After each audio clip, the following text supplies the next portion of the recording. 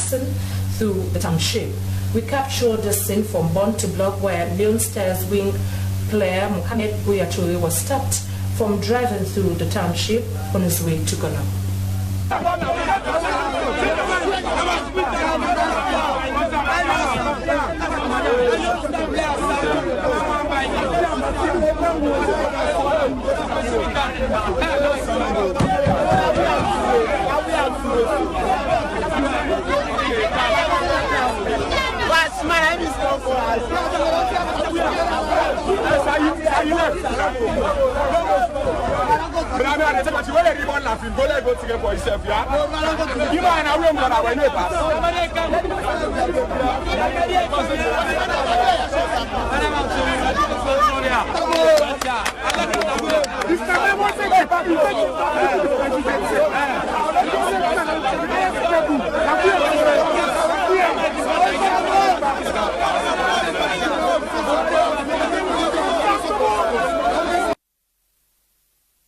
That was Leon Stars winger Mohamed Bouyature intercepted by protesting youth in Maboka.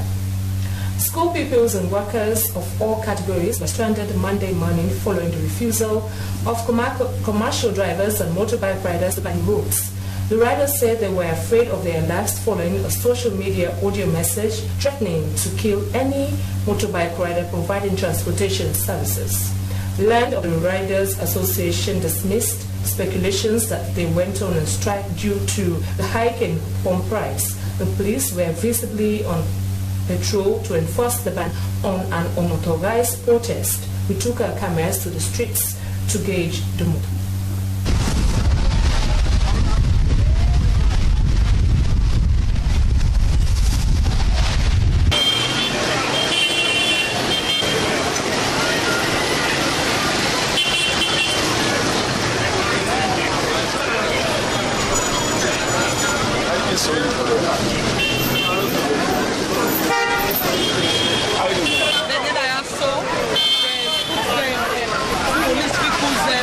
And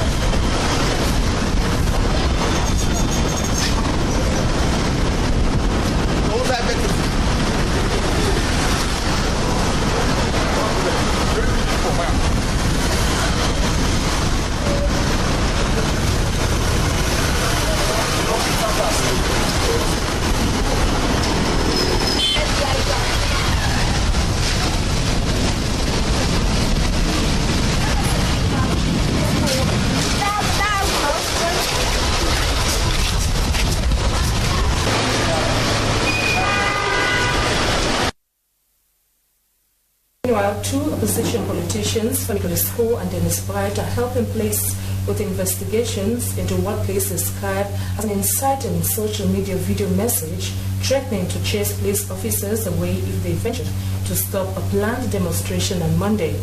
Police had banned the planned demonstration on security grounds. Traders in the central business districts and elsewhere closed their doors to the public on Monday. This action was accompanied by commercial drivers and motorbike riders as a result of an audio message on social media that threatens to burn down any business or commercial vehicle on the street. While Mr. Sako visited the central business districts to gauge what happened. Today is not a normal Monday. On a normal Monday, this place, which is part of the central business district, will be bustling. But today, it is different. Shops here are closed and vehicular movement is very unusual. This is because the traders fear for their businesses and commercial motorists also fear for their vehicles. An audio message on social media put out anonymously has threatened to burn down any business that's open on Monday and indeed any commercial vehicle that plies the streets. As it is, few commercial vehicles can be seen on the streets, and most people had been made to walk to go to work. Save for the rains, I was stopped at home. I had to walk from the house there to the office, and from the office again right here at PZ to do my own personal stuff. No form of transportation. I walked on legs. So this morning now, where I don't park now, this early morning around 6, I understand say transport not available. So I sat here at PZ at night, but when it was time for me to go home, I could not access any transportation, so I just saw the need to continue my business. I just have to stay here until transportation is available for me to go home. I make a continue for Sidona, say tomorrow morning now, if the transport's okay now, I can go. Tijan Kaba, chairman PZ, believed that they decide not to be part of it as they think an open dialogue was the way forward. President can't tell the guns who say, woman, I don't got to see the strike, the red black. I'm not happy for what's happened today, actually. Nothing is going on now, but we are not part of whatever is going on. As chairman, the other traders are quite peaceful, and we have come here today to do our normal businesses, but nothing is going on. I do think the different players should meet and talk the way forward. If now other issue that gets right, when they seek the rights office, they knock the domots, they may open for them, they may discuss issue. Nothing is going on here, but buying and selling is the only source of living for these people. They advise those concerned to consider Sierra Leone and not themselves.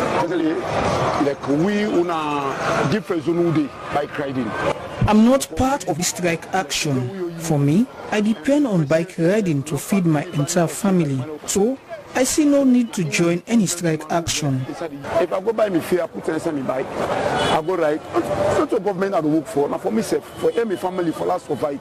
The Office of National Security is saying that most of these shops that are closed down are due to the said threat on social media and not because they want to be part of the sit-down strike. But the spokesperson of ONS, Abdul Karim, will encourage business people to go about their normal businesses. We want to call on the people of Sierra Leone, especially those that have closed their shops, for fear that somebody will come to fall on them, that they should go about their business. As you can see, the security sector is on top of the situation. They will be protected, and I assure you that those people that were making those calls are in their minority, and they do not mean well for Sierra Leone. What is currently happening to Sierra Leone is not peculiar to Sierra Leone. It is affecting all of us. The fuel crisis is a worldwide situation. The strike action by these sets of people from the business sector and the transportation sector is a clear indication of how bitter they are towards the inflation crisis in the country. But there are, however, some people in this sector that are saying that is not the way forward, but they should rather sit in a round table and discuss the way forward. For SLBC TV News, I am Esther Sako reporting.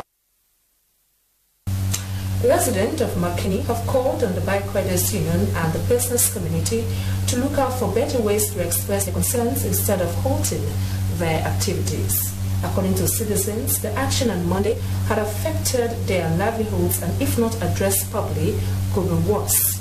Well, let's now join Hassan Folikama all the way forward Makini. If you lived at the outskirts of the city, you would think, apart from Okada business, every other thing was going on as usual. But this is how it looked like in the municipality. Streets empty, shops closed, lorry parks on field, and citizens could only rely on one option to make their day: trek. As we pierced through the city and interacted with citizens, they expressed frustration of the development. Those who solely depended on daily activities to making ends meet said they were unprepared for this situation and it could hit their homes hard. We have come to the market and we don't see many people. As disabled, we feel bad because our survival depends on the people we come across. Those who preferred anonymity said the move could change the situation of unstable economy and flaming prices of commodity, especially fuel, which they claimed were responsible for the sit-home. Then so be it. The chairman Motor Drivers Union Bombali District, Alfred Oliver Gray, said their members could not do business as usual because some of them could not get fuel, and those who had full tanks could not load their vehicles because of limited passengers. Some of our drivers have filled their tanks and are ready to go, but there are no passengers.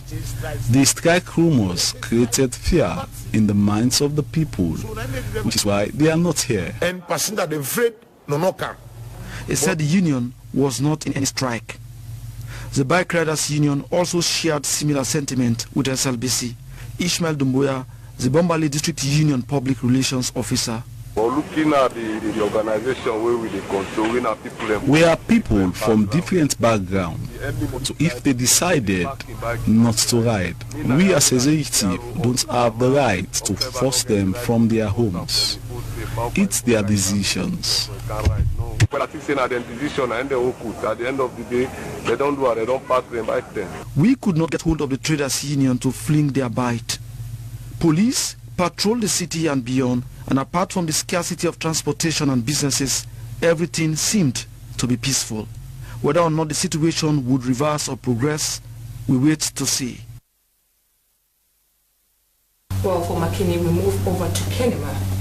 The non-availability of transportation has been experienced in some parts of the country, but in Kenema, things are normal as motorbikes and vehicles are plying the road as usual.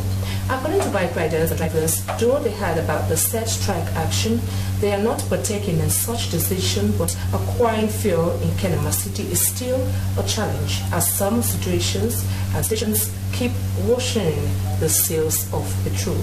Hawanato Conte Alliance spoke to our uncle Francis Bernard on the situation in Kenema. Kenema is relatively calm. It's relatively calm. There are bikes moving up and down. They have no problem anyway. They are not part of what is happening in Freetown. Kenema is okay at the moment. Okay, so now we learned that there are still issues with the availability of fuel. Some fuel stations are still rationing the sale of fuel. Is that true?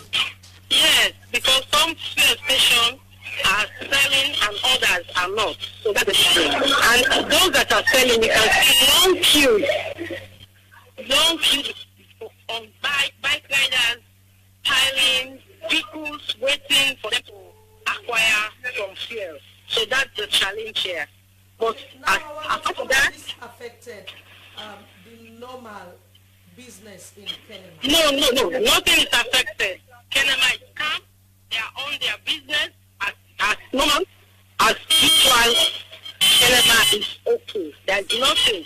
And according to them, school, yes, children are going to school. School is over because most of the schools here, they end up at 2, 1, 12, and 2. So most of the children are now home. Only those that are in the afternoon shifts are in school. So there's nothing in Kenema. Kenema is okay. Because according to the riders, as long as they have the fuel, they can file the street, they can fly the street. Even the vehicles, they are up and running. There is nothing happening here in Kenema. You can see bikes moving, vehicles moving, people are going about their normal business, school children are going to school.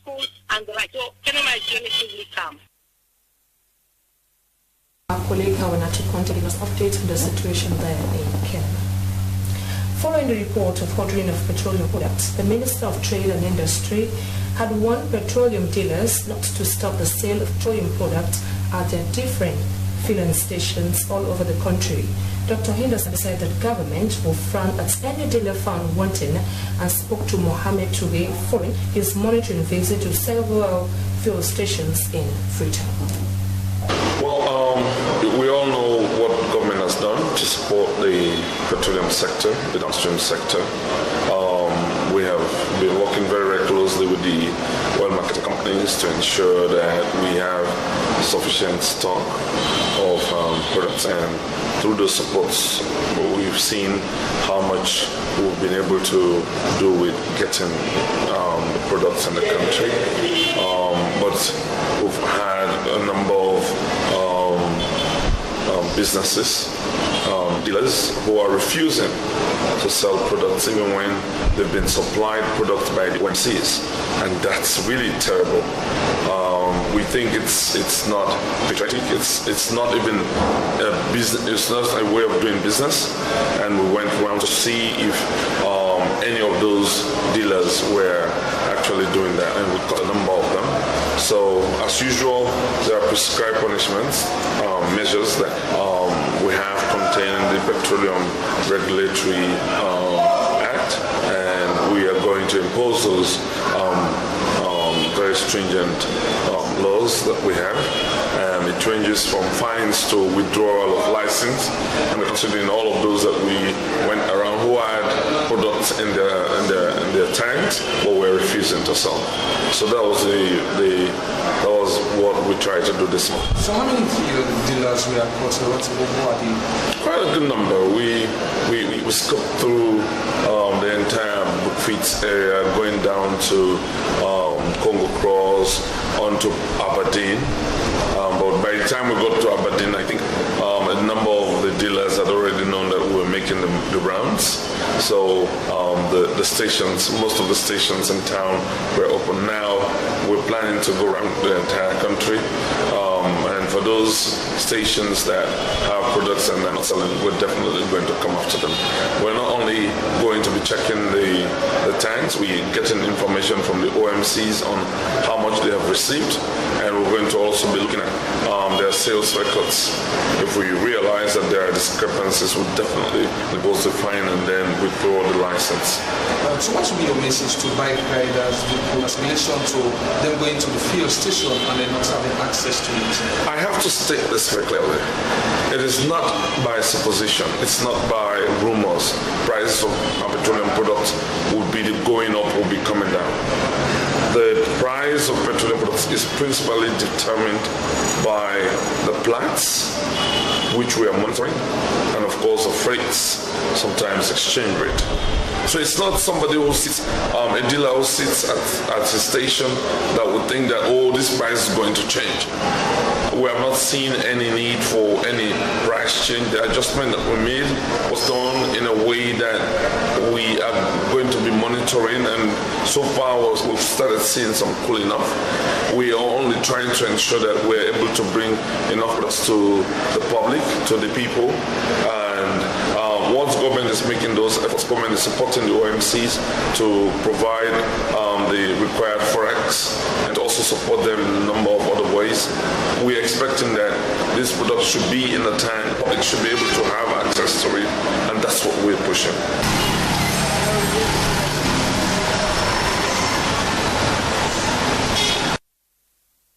That was the Minister of Trade and Industry, Dr. Henderson, in that interview with Mohammed Toure. While still on the sit-down strike, our Bo station manager, Soiba Samura, also gave us an update on the current situation in Bo Town. Woke up to the news this morning that indeed an industrial strike action was being taken or was being carried out by motor drivers and motorbike riders and also tricycle riders. But it's different here in Bo. It was a kind of a surprise to most people in Bo district because at Bo here, especially Bo town, the Bo city itself, there was nothing visible like a strike action. Okay. And even this morning, yes, we saw a lot of, almost all the tricycles, the motorbikes and vehicles are going about their normal business. You can only see few motorbikes queuing at fuel stations to get fuel. But no sooner they get fuel than they will just go out and go about their normal business. So there is nothing like a industrial strike here by motor riders. Are pupils in school? Sorry? In Freetown, schools are closed because of the non-availability of transport. Is that the same in Bo? Like I told you, it's totally different here. I counted, in fact, I counted, I was out and about the street. I counted 2 or 3 buses, school buses, I mean, and I saw school children going to and from school. You know, as you can see, you may have seen on the photos that I sent and some of the videos that I sent. People are going about their normal business. I went to the major roundabout, on the Concord Road here, and also Sewa Road. You see vehicles flying in the street, motorbike riders going out and about. So no, schools are not closed here. School children went to school, and they were taken to and from school by school buses. I think I counted up to 3 buses, if not 4 buses that are running. So there's not much of a hassle here in terms of the school business. Schools were open this morning and up to now. What about children business are houses? to school. Sorry, Ba? Yes, please. What about business houses? Are they open? Yes, business houses are opening, like the SFBC, we are out, we are open, our places are open. And I even went to a photocopy shop, you know, enterprises around SFBC here.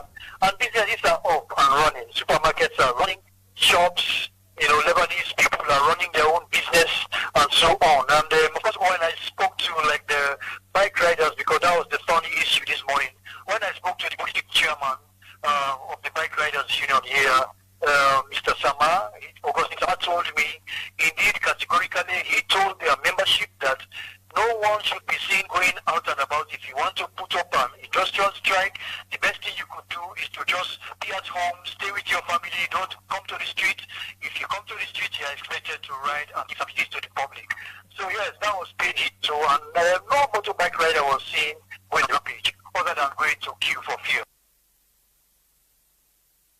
Well, that was SLBC's station manager in Bo, Soiba. Someone giving us update there on the situation in Bo. Well, we quickly move over to our colleague in Kono, Joshua Sapiti, to give us update on the sit-down strike in that part of the country. The streets, motorbikes and vehicles are plying. There is no semblance of a sit-down strike. Unlike many other districts across the country. Since this morning, we took to the streets of Kwedu to sound the opinions of the motorbike riders and some drivers. The motorbike riders did say that they have not received any official notification from neither the regional office of the union and also the national office of the union. So according to them, they will continue to provide their service to the public of the district. What they say is that they are just praying that the fuel scarcity will be a thing of the past because they are finding it difficult to access fuel at the fuel stations. That is their concerns because the fuel price has hiking. It is 22,000 old leons, also 22 leons, the new leons.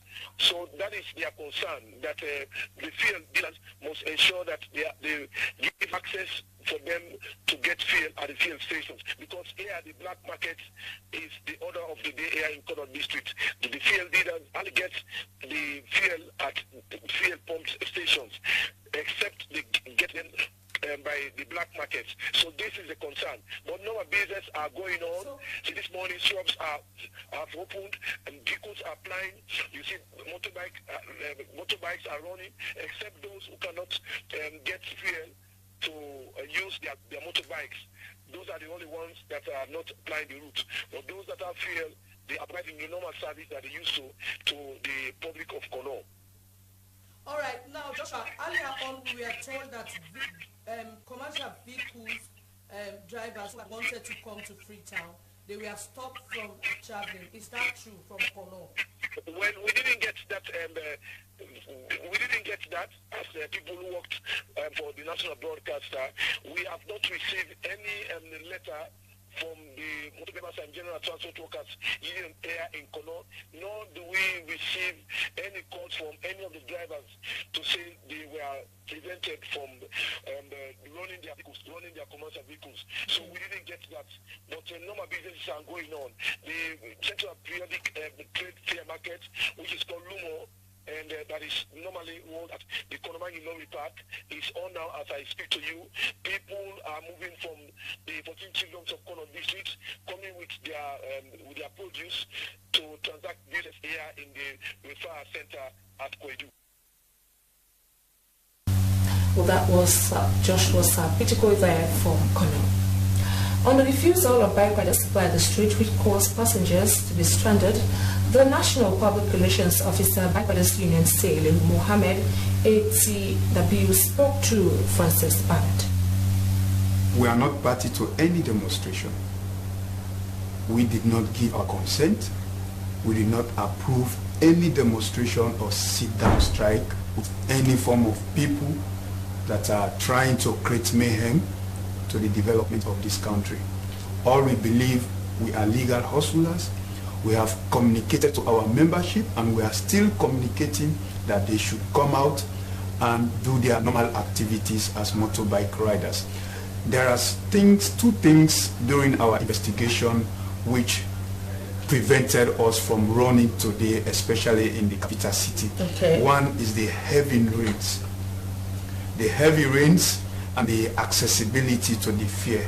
The fare dealers are holding the fare, refusing to sell to our membership or to the general public.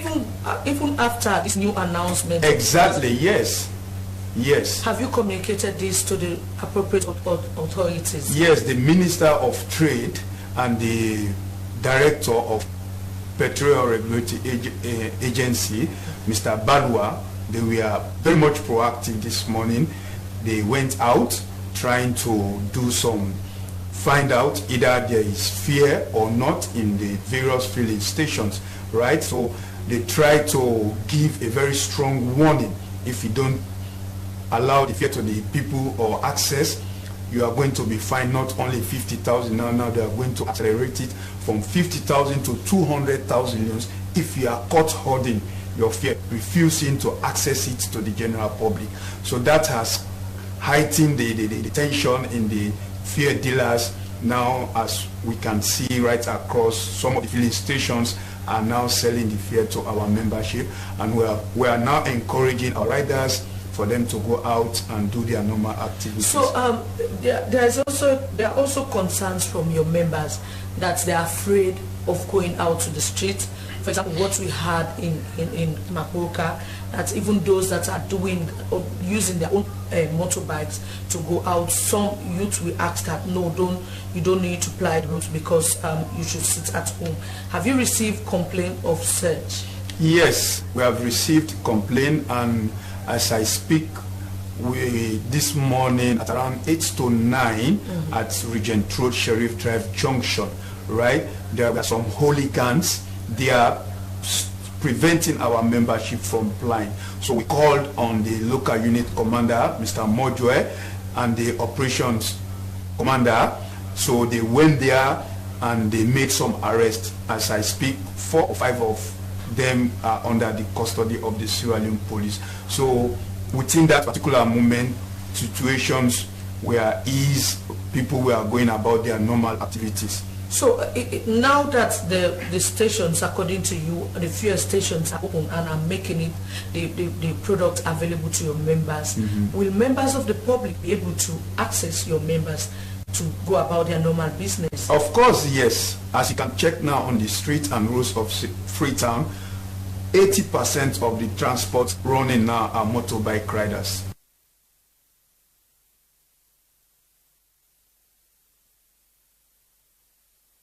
National Public Relations Officer by the Union, Mohammed ATW. Well, we'll move a little bit away from petroleum strike actions and the refusal of drivers to ply the road and move on with more news stories.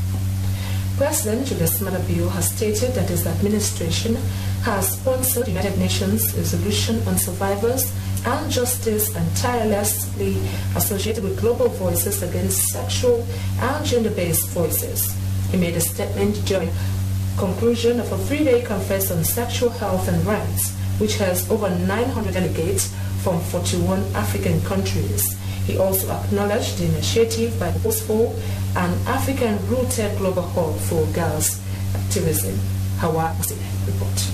10th African Conference on Sexual Health and Rights is a landmark event bringing together feminist activists, government, United Nations agencies, development partners, and civil society from across the continent to learn, connect, and build consensus to end violence against women and girls in their lifetimes. President Julius Maada Bio noted that it seems Africa is in Freetown to discuss sexual reproductive health rights, thanking Purposeful for organizing one of the largest international conferences in Freetown on such a laudable topic. But amidst the fun, Sierra Leone has been the center of bold actions and visions for making the lives of our girls and the women better. We have led by example to tackle sexual violence in this country and to do something about structural inequalities that limit how far our women can go. We are determined to break the culture of violence against women and girls. We are relentless because this is a fight for the moral core of our humanity. We believe that we can win that fight and achieve the promise of a better future for our girls and women if we work together. We can achieve a bold vision for the safety and dignity of our girls and women. We are all of us, responsible for breaking the culture of violence, silence, and impunity. This is why I'm so delighted to see here today citizens from across the continent, including such a large youth delegation.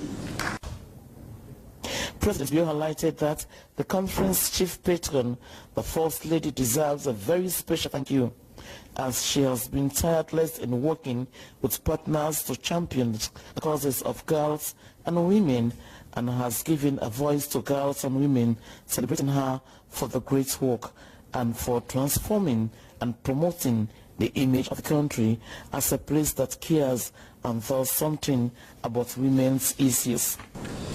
We as a government supported nationwide advocacy by the First Lady, Hands Off Our Girls campaign, and partnered with civil society groups and development partners to deal with other elements of sexual violence and injustice. At the global stage, we have sponsored United Nations resolution on survivor rights and justice, and we have tirelessly associated with global voices against sexual, gender, and gender-based violence. We do so because we believe that we need to engage the minds of our young people and develop model global citizens with ideas and values of respect, dignity, and inclusion for all. This is why I've been so passionate and committed to a human capital development agenda for Sierra Leone. Explaining about the outcome of the conference, the co-founder of Purposeful, Noba, noted that it was a honor for Sierra Leone to host such an event. The co-founder of Purposeful disclosed that it was a joy also for his country to host such conference, and with the presence of the President and the First Lady and their contributions to end sexual violence in Sierra Leone means a lot. We're beyond grateful that our country could be made into this beautiful space that can host the magic that we all are and that we all represent. Excellencies, over these past 5-6 days, we have not just been talking, we have been dancing. Because at Purposeful we believe that if we're not dancing, it is not our revolution. We believe that joy is resistance as Africans. We've created outside, and we were privileged to show you world-class arts from all around the world. We brought in an exhibition of the voices of girls who are resisting everyday violence. The convener for the African Federation for Sexual Health and Rights, Dr. Yuen Elitz, said he was overwhelmed by the outpour of zeal and passion that the country demonstrated in pulling off the conference. He thanked President Bill, the First Lady, and Purposeful for their efforts in ensuring that the conference was a success. In her solidarity statement, British High Commissioner Sierra Leone Lisa Chesney highlighted that she was inspired and uplifted by the conference, which had given Sierra Leone the opportunity to showcase its commitments to the continent and the rest of the world. She noted that the government was ensuring that women and girls' rights were protected, citing the overturning of the ban on pregnant girls, the establishment of the Sexual Offences Court, the Hands Off Our Girls campaign, and the distribution of sanitary pads to school-going children as a remarkable one. We need political will to tackle the difficult stuff. You know, I say in my mission, you know, I have never met a man that is more comfortable talking about menstrual hygiene than the President of the Republic of Sierra Leone. Something tells me Madam First Lady has had a little bit to do with that, but that's fantastic. So as we come to the close of the conference, I wanted to very briefly share why we as the UK care about this agenda in our solidarity statement, and what I picked up from what you said, what I'm taking away for us to do right now. Now, the UK puts women and girls right at the heart of our foreign policy, and why is that? Well, we know that wherever women's rights are protected and promoted, it means that liberty and freedom for all citizens at large is there. First Lady Madam Fatima expressed gratitude to all the champions of women and girls' rights for being part of the conference, especially the Vice President of Liberia, the CEO of Mark Foundation, the Minister of Gender from the Gambia, and delegates from all 41 countries. The First Lady Fatima Madabiu thanked her husband, the President, for gracing the closing ceremony with his presence and for creating a space for women to thrive in his government. Before her performance, the legend South African musician Yvonne Chaka Chaka expressed great delight in the huge success of the event, adding that she had heard positive things about Sierra Leone under the leadership of President Julius Maada Bio. SABC TV News are in Freetown, Homoswe reporting. In another development, President Bio has received the UN Assistant Secretary General and UN Women Deputy Executive Director Asa Agna and the UN Regional Director for West and Central Africa, Olimata Sarr, on their visit to Sierra Leone. Before meeting with President Bio, they had already engaged several United Nations agencies and other government authorities. Minister of Foreign Affairs and International Cooperation, Professor David John Francis, said the two dignitaries were in the country for a 3-day working visit and had stopped at the presidency to appreciate President Bio for his tremendous strides on the issues of women and gender and other significant progress made under his leadership. Madam Regnant expressed gratitude to the President for the warm reception accorded her team upon arrival in the country and at State House, adding that she was pleased with the political will and policies of the President on women and gender issues. We've also heard, of course, about challenges that you have, female genital mutilation, violence levels, which are like child marriage, all these issues which are also discussed at the conference. and we understand that the country is moving in a direction for gender equality, which is very refreshing, since we have also instances in the world nowadays against gender equality. I'm thinking, for example, of the sentence on Roe versus Wade, which I think is a signal, obviously, about the issue that it deals with. But in the United States, and I think unfortunately in the world, it's also perceived as a signal that women are second-class citizens, or will be. So I think that these examples of really wanting progressive reforms and action is so refreshing, and it's really good timing to see that governments want to take progressive action for women and girls' rights. President Shitus Madabu commended the UN team, noting that he was pleased to have them in his office to talk about his government's efforts at governance and development generally, but most importantly, what they are doing around women and girls' rights. The president further stated that his government has been proactive and genuine with concern about women and girls' rights in the country, noting that his government was committed to the welfare of women. President Bill said that notwithstanding the impact of COVID-19, which told and has stifled genuine efforts, his government had made some strong commitments to education that was structured in a way that boys and girls remained a priority. We are into this regime, the coronavirus struck, and we have never really recovered. We are struggling, and we have made another firm commitment to education, which of course, it is structured in such a way that we have also placed women. And yes, in front of that, where the girl child has a special place, and to a very large extent, anecdotal evidence is coming out to show that we have gender parity up to a certain point in secondary school, and then it breaks off very dramatically going to secondary school. So these are open that we are grappling with. These are things that require not just the commitment politically, but the resources to go out there. One, have evidence solutions that can work. So indeed, we believe that I personally, and I've been able to get my community to believe that we cannot have more than 50% of the population become bystanders, not empowered enough to be part of this great development process. And then we say we are committed to development. We are not. This is what I say every day.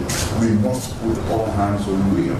And for me, that is one part, beside my personal story, how we've been raised by women all throughout my life, I just believe that it doesn't make sense to keep more than half of your strength, and then you say you are making it. No, you can bring that strength on board, and then the effort will be different. UN Women is the United Nations entity dedicated to gender equality and the empowerment of women. A global champion for women and girls, UN Women was established to accelerate progress on meeting their needs worldwide. UN Women also coordinates and promotes the UN system's work in advancing gender equality, and in all deliberations and agreements linked to the 2030 agenda. The entity works to position gender equality as fundamental to the Sustainable Development Goals and a more inclusive world. SABC TV News are in Freetown. How must we reporting? Well, it's now time for news around the African continent.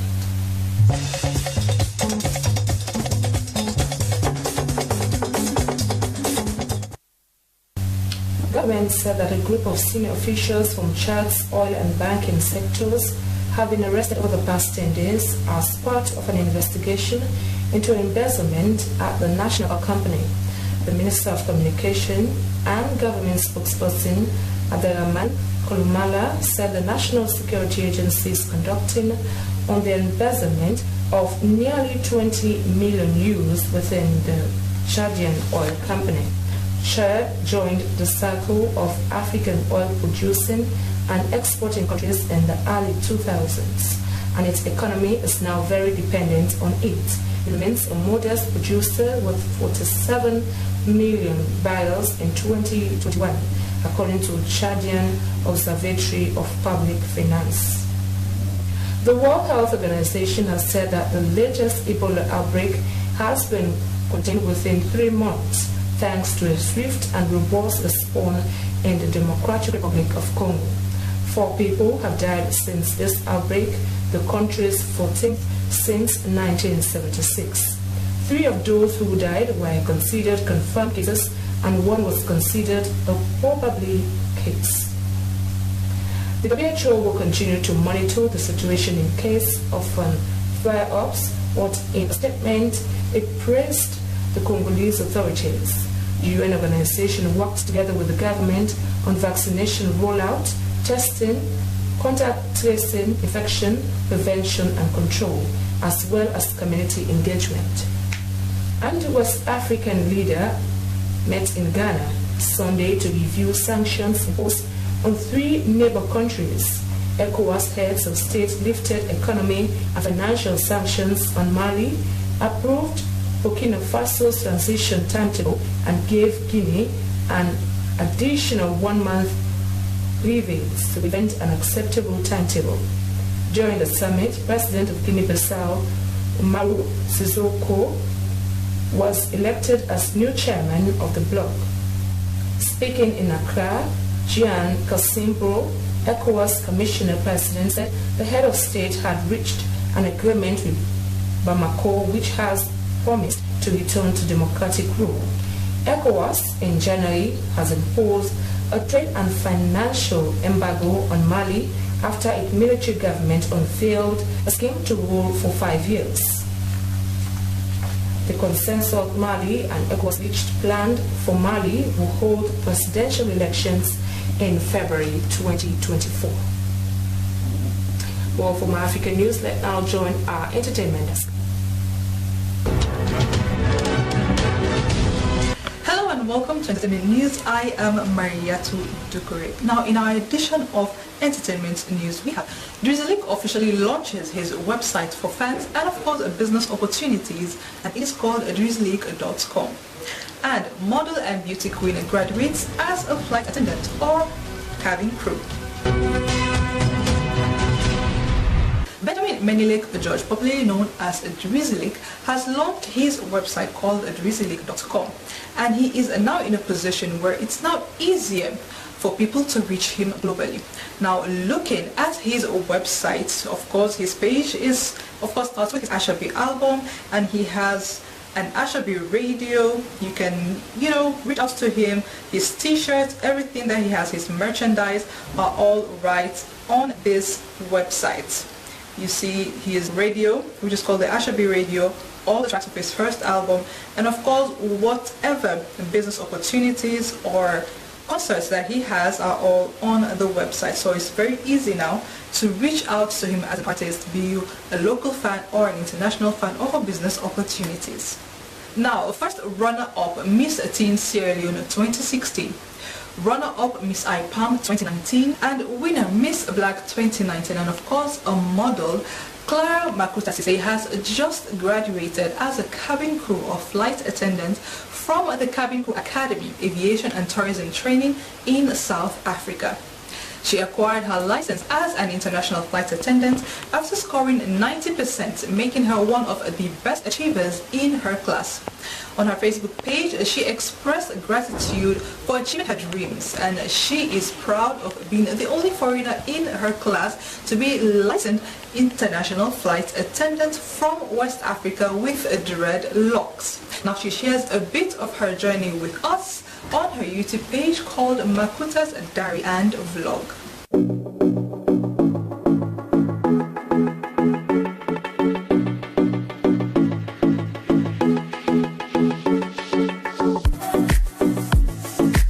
So this was the next day in class. We were just hanging around. We had like 5-minute break before we start taking lectures. So afterwards we start taking lectures, and then they were teaching us about some stuff that we were supposed to do. We have like a project to build an aircraft.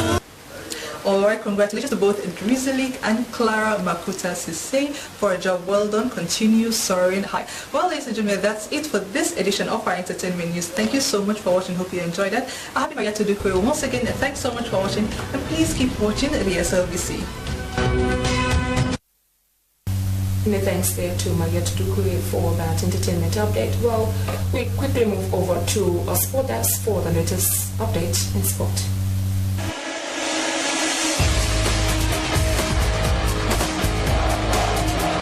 For the latest in sports, in this edition of the news with me, Frances Bernard, in a match that has sparked a lot of credibility issues amongst football stakeholders and the general public, Kaula Rangers of Kenema are believed to have scored more than 80 goals against local rivals Lumbebu United, and Gulf FC scored 91 goals respectively in the ongoing Super 10 League in the Eastern region.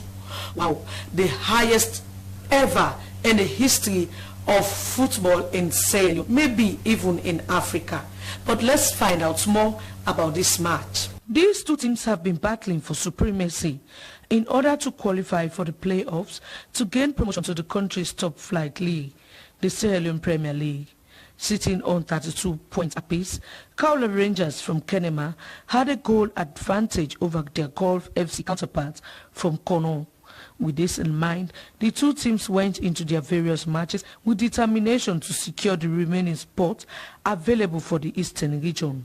Even though the two teams played at different venues, it is evident that there was a lot of communication between officials of the teams.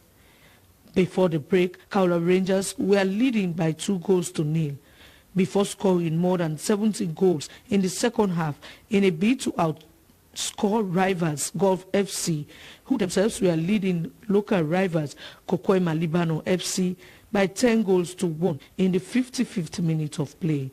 It is also alleged that the referee officiating the Gulf FC versus Kokoima Libano match failed to show up in the second half and was subsequently replaced. Gulf FC went on to win the match by 91-1, and Kokoima won by 95-0, the highest ever in the history of Sierra Leone football. Reports reaching the SLBC indicates that the Eastern Region Football Association has nullified the said result and is set to investigate the issue. An emergency meeting has also been summoned by the Eastern Region Executive. A single result in yesterday's match, 91-95, in favor of Gulf and Kaula, far surpasses the entire goal scored in the whole tournament. Lack of integrity kills the game. Discourage players, supporters and sponsors. Reports also indicate that the country's football governing body, SLFA, is set to launch investigations into the said issue. For SLBC, Frances Bernard in Freetown.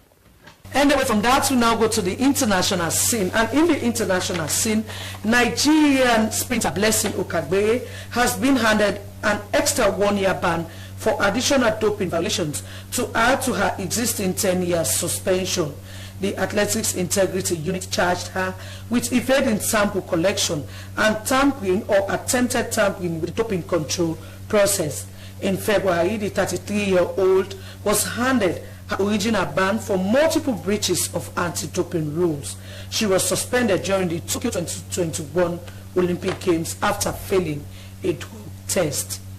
But that's all we can offer in this edition of Sports Updates on the News with me, Frances Bernard. Thanks for watching and keep watching the SLBC. Also in the news, recap of the main point. School pupils, workers and business people were stranded Monday morning following the refusal of commercial motor drivers and bike riders to ply the roads. The riders said they were afraid of their lives following social media audio message threatening to kill any motorbike rider providing transportation services. Leaders of the Riders Association dismissed speculations that they were on strike due to the hike in palm price. Meanwhile, two opposition politicians, Femi Claudisco and the Inspector, helped them place with the investigation into what police describe as inciting